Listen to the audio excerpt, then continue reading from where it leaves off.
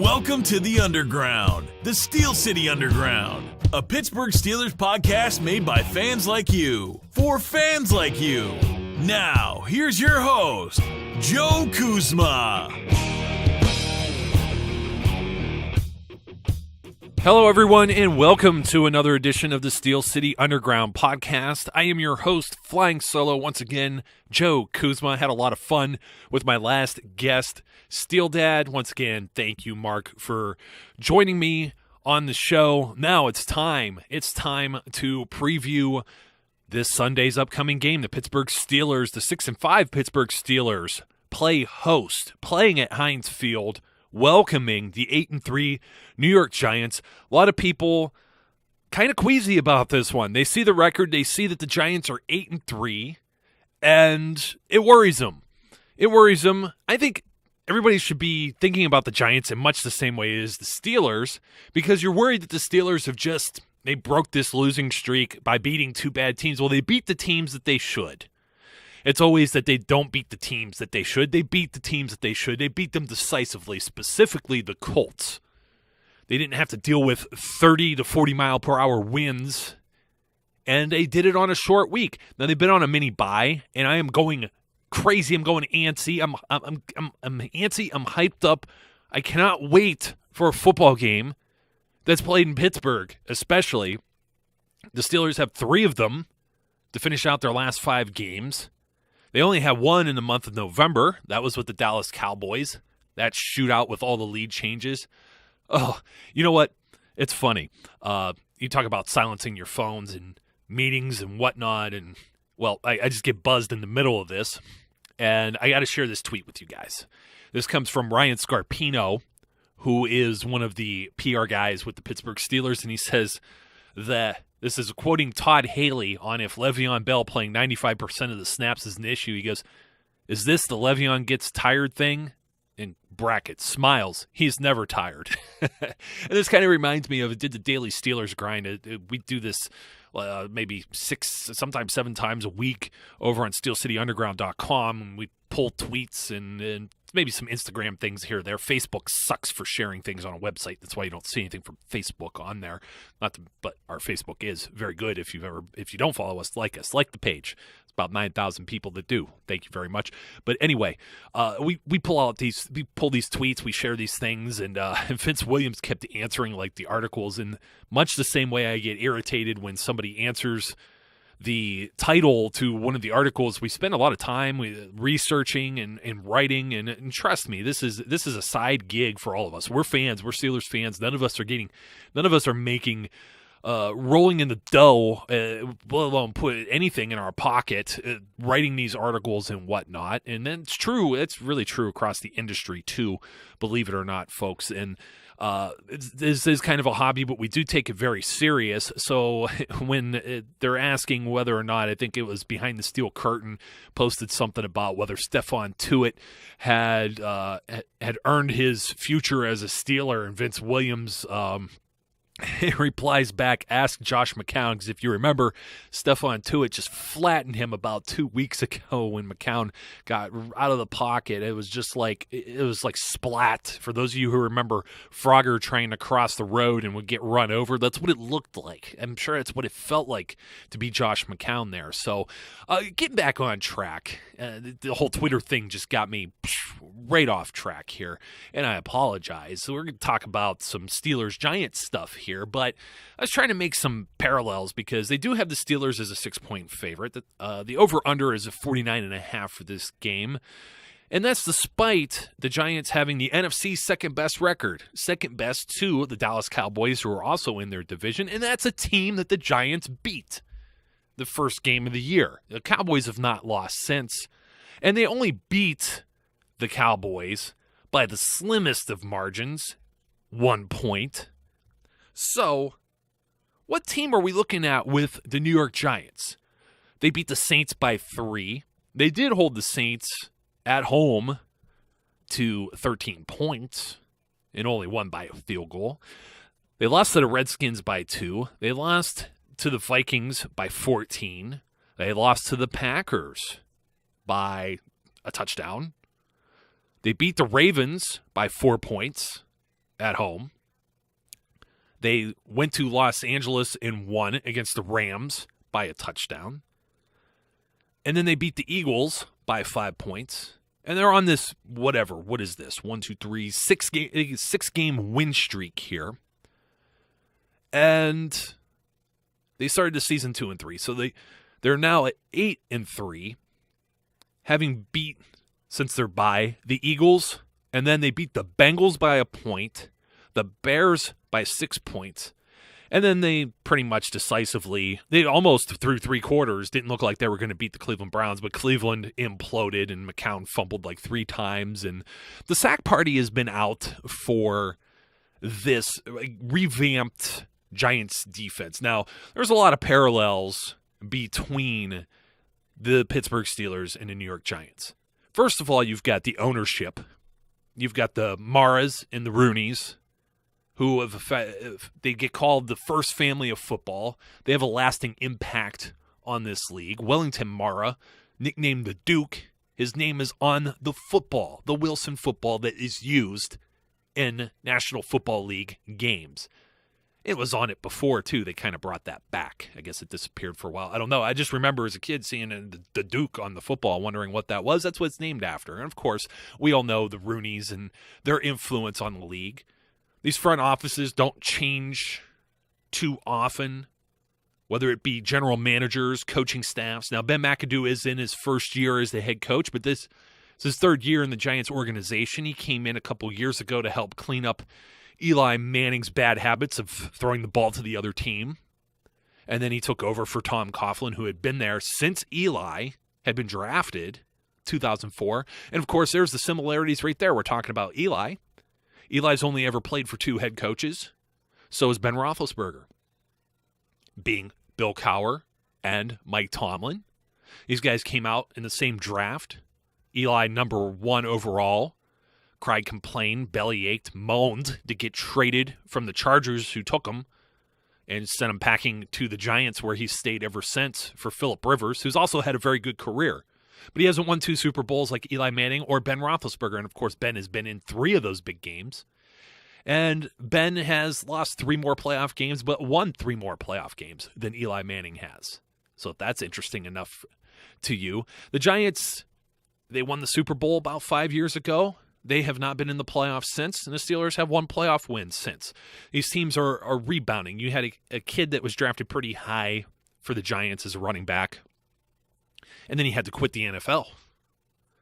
And you saw something similar happen at the beginning of this decade with the Steelers taking Rashard Mendenhall, and he flamed out as well.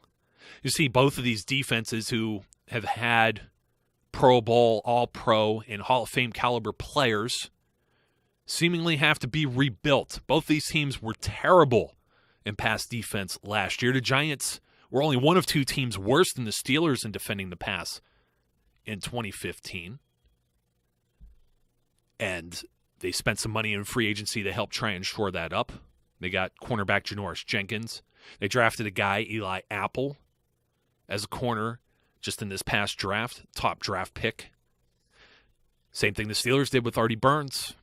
They went and got a couple more guys like Olivier Vernon, Jason Pierre-Paul. He's playing at a high level once again. But this is a team that used to have Michael Strahan and Justin Tuck, just like the Steelers used to have like Troy Polamalu or Casey Hampton or Aaron Smith. Very much parallels. You'll notice that these teams have been on a roll lately, getting most of their sacks. Actually, both of these teams in their last 2 games have had 11 sacks over the course of those pair of games, last 2 games. They move up the charts a little bit in the middle of the pack of the league. Steelers have had 24 sacks, and the Giants have had 25. They've both only given up 14. It's going to be a battle of the offensive and defensive lines once again. And their pass defenses aren't ranked 30th and 31st. Currently, they're at 23rd and 24th. The Steelers boast the best red zone defense, and the Giants have the 3rd best. Almost mirror images of one another. We talked about the quarterbacks, about the receivers. Antonio Brown, Odell Beckham Jr., 2 of the league's best. Of course, Antonio Brown really pulling away right now, heads and shoulders above everyone else.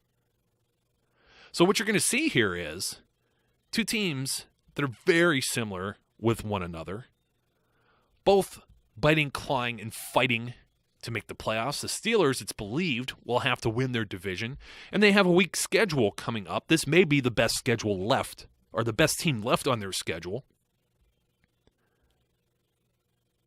So, where does this leave us? Well, I do believe the New York Giants are a tad overrated. The Steelers have a mini bye. They've been able to rest a little bit and prepare. They have some momentum going into this as well. The Giants are going to finish 500 for sure.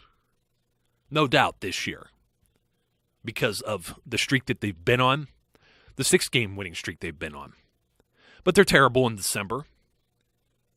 And during this whole 6-game winning streak, the teams they have faced are 20, 46, and 1, while the Steelers front-loaded their schedule. I think I lost track of it now. 37, 38, and 17, I think, is the combined record of the teams that the Steelers have lost to. And like I said, the Giants, they've just played the Browns, the Bengals, and the Bears, who account to be 5, 29, and 1. Yeah, okay, I know. A lot of that's really skewed. What is it, 0 and 12? I'm losing count of how many games the Browns have lost. I'm sure they can't wait for their season to be over. But Pittsburgh's very good at home. 7 and 2 in their last 9 home games. Yes, they've lost 2 in a row to very good teams.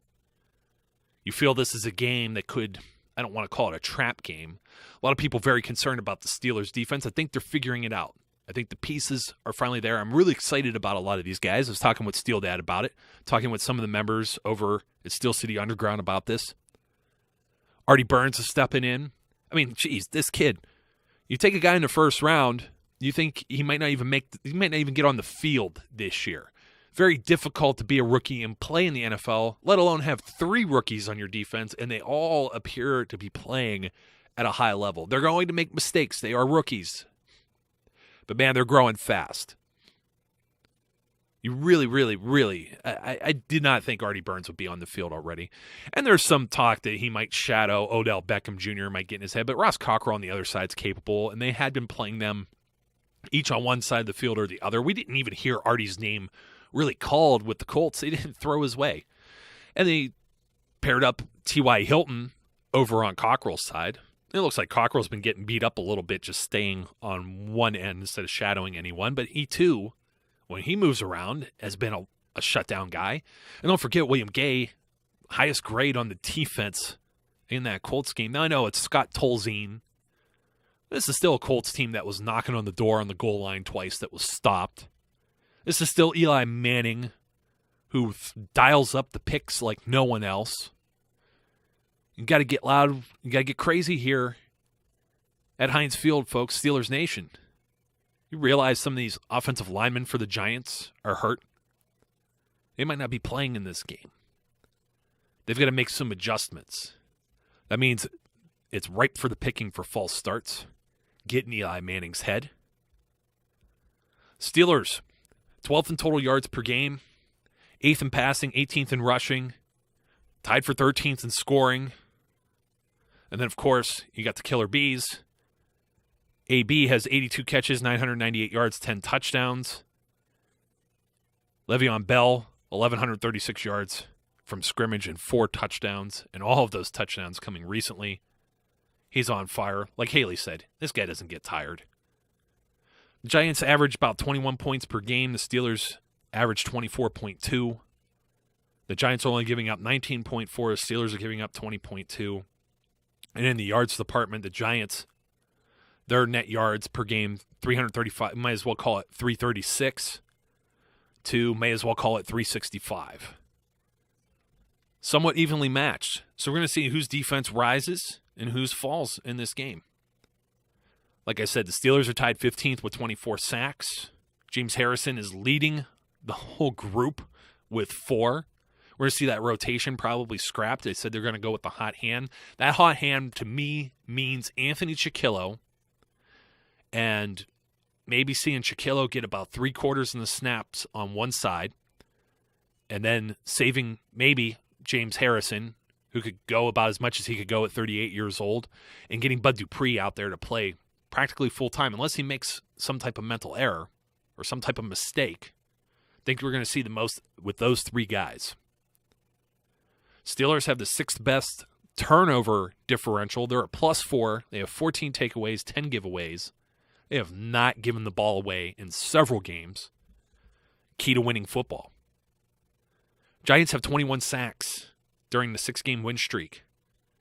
That's tied for the most in the NFL during any type of span over those last 6 games. But like I said, most of those, Cleveland Browns, same thing as the Steelers. So what are we worried about? We worried about Jason Pierre-Paul? Maybe. I think the Steelers are going to account for them. Are we worried? Maybe. That Ben doesn't have the game that he should have. He plays awesome at home. I'm not too concerned about any of this. And here's why. For as much as we want to be concerned about rookies playing in the secondary, Odell Beckham Jr., Artie Burns, on the other side of the football, you got Antonio Brown against, Eli Apple? Or how about Janoris Jenkins, who got manhandled pretty much by Terrell Pryor? Wasn't even a wide receiver. That guy wasn't even a wide receiver. He was a quarterback up until this season. Terrell Pryor was targeted 12 times against the Giants last Sunday in Cleveland. So this is the second road game for the Giants as well. 12 times he was targeted. He only caught 6 of those. Only 6. And I'm going to say only 6 because it's Josh McCown. Josh McCown only completed 25 of 43 passes. But Terrell Pryor went off for 131 yards and 54-yard long. Now, hardly anyone else on this team was worth anything. It is the Cleveland Browns. Yeah, the tight end had 1 catch. What are you going to do now? Sammy Coates appears to be back. The training wheels are back off. The offense was far more explosive with him on the field, and you have now added Ladarius Green to this mix. Jesse James is already capable of rumbling when necessary. You see Sammy Coates streak down the field, even the balls he didn't catch. How do you think Antonio Brown got open and caught 3 TDs against the Colts secondary? It's because Sammy Coates was drawing some attention away from AB. And I expect that to happen some more coming into this game. Browns didn't particularly run the ball very well, nor did the Giants run the ball very well against the Browns. Their primary running backs didn't even get 100 yards. They had the longest run was by Sterling Shepard, who's a rookie wide receiver, slot receiver, very good wide receiver, and they still have Victor Cruz. So they're capable on offense. Eli's not the worst. He gets disrespected as much as Ben. I don't necessarily want to say, oh, well, it's Eli and this is a win. You can see what Odell Beckham can do. We saw what Des Bryant did with Burns. So it's in the back of our minds. It's in the back of their minds, too. Sean Davis is getting better. I just don't see a tight end threat. I don't see a running back threat here with the New York Giants. It's going to be much of a problem. So this is really going to be on. Can the Steelers offense score in the red zone? Can they limit their turnovers? Can they put pressure on Eli Manning? Can they hold the Giants to under 20 points? Remember, Giants are averaging 21 points per game. I think if the Steelers hold the Giants to under 20, this is going to be a win, provided they don't lose the turnover battle. And it's just amazing to me that Roethlisberger has not thrown a pick. I'm going to pull this up real quick, find out the last time that he's thrown an interception in a game, because it's been forever. Probably all the way, let's see, did he even throw when he may have thrown one against Baltimore. I'm going to pull this up right now. It's been, go back 3 games. He did not throw one against Dallas, and I know for sure he didn't throw one against Cleveland, and I'm reading it off, so I know for sure. And he didn't throw one against Indianapolis either, and in that time span, he has had 6 touchdown passes to 0 interceptions. This has been getting hot all over again.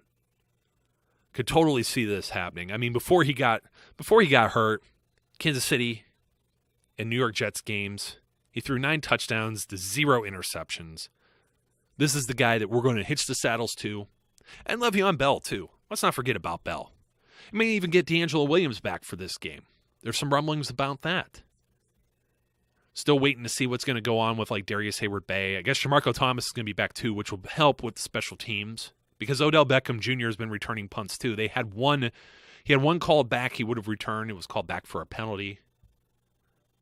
I guess some people were complaining it wasn't the best of penalties, but you know what? I don't care. I really don't care. This is where we're at. The Pittsburgh Steelers, 2-game winning streak. Is it a must-win at home? I think it is. Only because you don't want to make the rest of your schedule a must-win. You've got 2 road games following this, so let's knock this one out of the park. And then, of course, you get some other stumbling blocks out of the way because the Bills are still maybe in contention for a playoff spot. You get them in a week. You get the Bengals, and then you get to come back home and take care of business with the Ravens. So this is where it starts. You don't want to lose 3 at home in a row and have that in the back of your mind, the host of your division rival who has pretty much owned you for the last couple of years in the Baltimore Ravens on Christmas Day. So, ladies and gentlemen, I'm picking the Steelers here. Wouldn't be surprised if it's a close game. Wouldn't be surprised if it wasn't. And the Steelers just unleash the hounds. I think all the weapons are there. I think everyone has gotten the rust off. Ladarius Green. I think Sammy Coates is going to get back out there a little bit more. And we're going to see what happens. Eli Rogers is fantastic, too. A few pass catches that he gets. Kobe Hamilton, not as big of an impact, but we saw him catch a deep ball against the Cowboys. So, could happen. Ryan Shazier is a game changer. Stephon Tuitt and Javon Hargrave up front are playing excellent. So, until next time, Steelers Nation, keep an eye on those cleats this weekend. Everyone's wearing, even Greg Warren, the long snapper, has his "My Cleats, My Cause" is what's going on. Basically, the NFL feels they're not going to find anyone this weekend. They're going to let everyone wear cleats for whatever type of shoes, whatever colors, whatever they put on them. I guess they have to be approved to some degree because you just can't put vulgarities on their shoes. But that's kind of hypocritical of the NFL. We flag Antonio Brown for celebrations. We make him change his shoes earlier in the year. Now they have a whole weekend just dedicated to wearing whatever kind of footwear you want to wear.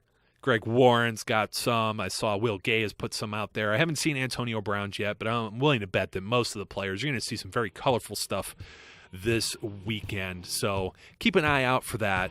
And until next time, be safe, be good, and I will catch you later. We would like to thank you for listening and remind our listeners to follow us on social media and our website, www.steelcityunderground.com.